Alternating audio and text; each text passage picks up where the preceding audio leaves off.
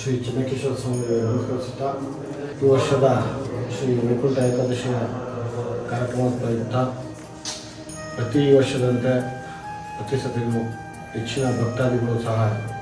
ಶ್ರೀ ವೈಕುಂಠ ಏಕಾದಶಿ ಆಗಮಿಸುತ್ತಾ ಎಲ್ಲ ಭಕ್ತಾದಿಗಳು ಸಹ ಮತ್ತು ಗ್ರಾಮಸ್ಥರುಗಳು ಅಕ್ಕಪಕ್ಕದ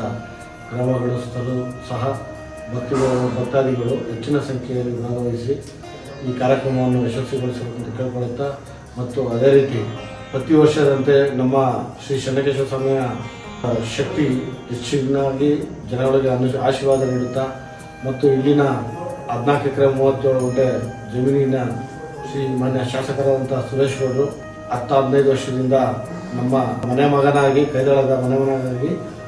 ಈ ನಡೆಸಿಕೊಂಡು ಬಂದು ಮತ್ತು ಅತಿ ಹೆಚ್ಚು ಅಭಿವೃದ್ಧಿಯನ್ನು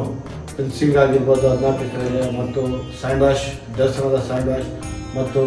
ಕೈಗಾಳದ ಶ್ರೀ ಅಮರಶಿಲ್ಪಿ ಜಕಣಾಚಾರ್ಯ ಸಮುದಾಯ ಭವನ ಸಹ ನಿರ್ಮಿಸುತ್ತಾ ಬಂದಿದ್ದು ಅದು ಸಹ ಇನ್ನು ಕೇವಲ ಮಾರ್ಚ್ ಯುಗಾದಿ ಟೈಮಲ್ಲಿ ಉದ್ಘಾಟನೆಗೊಳ್ಳಲಿದೆ.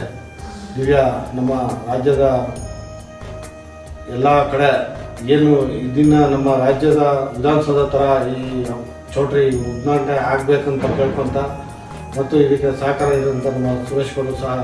ಅವರಿಗೆ ನಾವು ಕೈಗಾಳ ಗ್ರಾಮಸ್ಥರಿಗೆ ಧನ್ಯವಾದ ತಿಳಿಸ್ತೀವಿ. ಇದೇ ರೀತಿ ಪ್ರೋತ್ಸಾಹ ಮುಂದೆನೂ ಸಹ ಇರಬೇಕು ಮತ್ತು ಶ್ರೀ ವೈಕುಂಠ ಏಕಾದಶಿ ಮತ್ತು 1ನೇ ತಾರೀಕು ಅಮರಶಿಲ್ಪಿ ಜಕಣಾಚಾರ್ಯ ಹುಟ್ಟುಹಬ್ಬದ ಕಾರ್ಯಕ್ರಮ ಸಹ ಪ್ರತಿ ವರ್ಷವೂ ಇಲ್ಲಿ ಮಾಡ್ಕೊಂಡ್ಬರ್ತಾ ಇರ್ತೀವಿ. ಅದಕ್ಕೂ ಸಹ ಹೆಚ್ಚಿನ ಗ್ರಾಮಸ್ಥರು ಮತ್ತು ಭಕ್ತಾದಿಗಳು ಎಲ್ಲರೂ ಸಹಕಾರ ನೀಡ್ತಾ ಇದ್ದಾರೆ. ಅದನ್ನು ಹಿಂಗೆ ನಾವು ಅದೇ ರೀತಿ ಕಮಿಟಿಯವರು ಸಹ ಎಲ್ಲರೂ ಇದಕ್ಕೆ ಸಹಕಾರ ನೀಡಿಕೊಂಡು